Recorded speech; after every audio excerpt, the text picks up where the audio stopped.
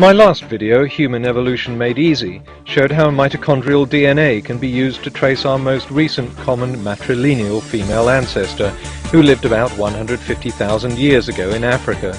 But the same can be done for markers on the Y chromosome, which are only passed from father to son.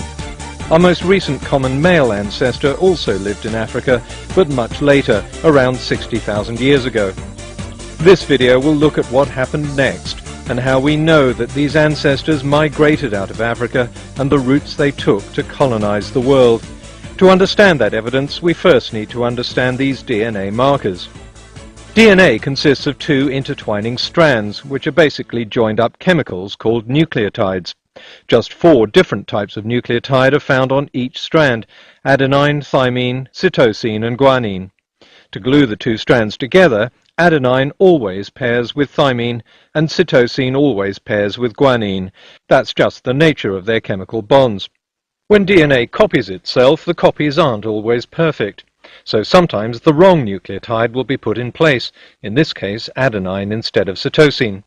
If that isn't corrected, the pairing nucleotide will also be wrong, so you've got yourself a mutation, a marker. If the marker is on mitochondrial DNA, that marker will be passed down through every female descendant without alteration. If it's on Y chromosome DNA, it'll be passed down through every male descendant without alteration.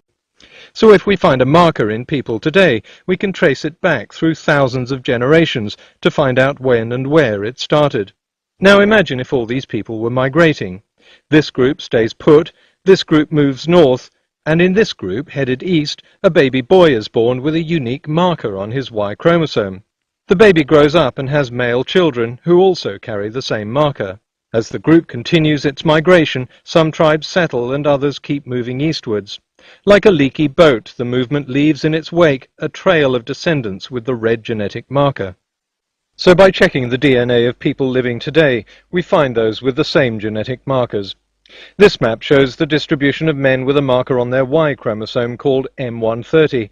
We can wind this film backwards and follow the migration route they took, which was the first complete one out of Africa around 60,000 years ago.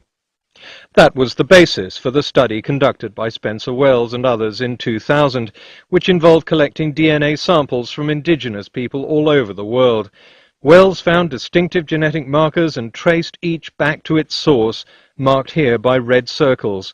We're retracing the migration paths our ancestors took backwards through time, and this is where they started, once again in Africa. Because the mutations happen at a fairly regular rate, these ancestral markers can even be dated, so the timescale on this map marks the progress of each migration. Populations that stay put and don't migrate will, of course, have a lot more of these genetic markers, so it's not surprising that we find the greatest genetic diversity in Africa.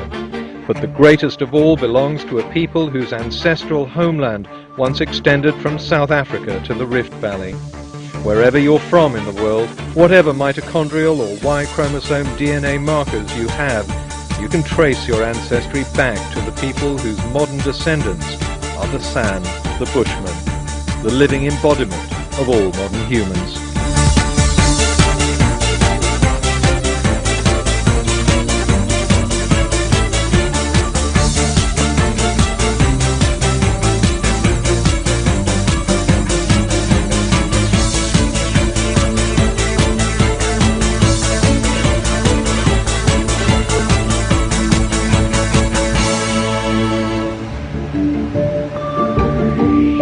DNA evidence coincides perfectly with climatological evidence that shows these migrations occurred when East Africa was wetter and the Sahara was a savanna. Humans followed migrating herds across it, but when the climate became drier, the Sahara turned to desert. Effectively, it slammed shut like a gate.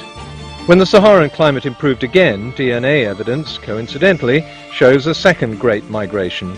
This was the big one. Our ancestors moved into the heart of Europe and Asia, then later across a land bridge into the Americas. Wherever they went, humans adapted to the climate and new diets. People moving into northern climates lost the melanin in their skins. Melanin inhibits the production of vitamin D by sunlight. That's no problem in sunny Africa, but a drawback in northern latitudes. As long as they were moving and opening up new territory, there was plenty of space for excess populations to expand. But around 20,000 years ago, the human diaspora had filled nearly every continent. Settled populations began to grow. What we learned in primary school is that Stone Age humans were hunter-gatherers living in small tribes. Then all of a sudden they discovered farming, settled down, built towns, and invented writing. But if humans have been around for over 100,000 years, why did they suddenly become civilized in different parts of the world at the same time? Fundamentalists point to this primary school explanation as proof that our species is very young. But of course, if you don't look beyond simplified explanations, you never gain more than a simplified understanding. Archaeologists don't see civilization as something that appeared out of the blue, like a light suddenly banishing the darkness of the Stone Age. Instead, they see increasingly complex and hierarchical societies. In Europe and the Middle East, people were living in semi-permanent settlements 20,000 years before the first pyramids were built and 12,000 years before farming was discovered. They had art, culture, religion, medicine, and a growing technology. They mass-produced beads and mined obsidian and flint for export, then transported them over extensive trading routes. They crisscrossed the Mediterranean in trading boats, and far from having lives that were nasty, brutish, and short, most of them lived to be grandparents and enjoyed healthy food surpluses. Even 6,000 years before farming was introduced, people in northern Mesopotamia were living in sophisticated settlements. This is a temple complex dating back 11,000 years. Further south, the people called the Natufians were also living in permanent villages, and there's evidence they stored grain. But then came the next big change. In the Middle East, the climate dried. Whether people began planting crops because they'd become scarce in the wild, or whether scattered populations had to congregate around oases and rivers because water was scarce, whatever the case, farming seems to have begun out of necessity. Over several hundred years it took hold in Mesopotamia and the Yellow River Valley, apparently independently. It took 1,000 more years for the practice to spread via trade routes to the Indus Valley, the Nile Valley, and other parts of Eurasia. But the payoff from farming was huge. It opened the way for larger settlements, technological innovation, and accelerated trade and writing. The motivation of these megalithic and Neolithic people may always be debatable, but nothing contradicts the hard evidence of DNA. Tracing our ancestry uses exactly the same techniques used in determining paternity and convicting criminals. If fundamentalists want to reject the techniques that prove our origins and migrations out of Africa, then they have to reject the same DNA techniques that help convict rapists and murderers. Now that's a tough call for evangelical preachers. The DNA evidence also fits perfectly with the climatological and archaeological evidence.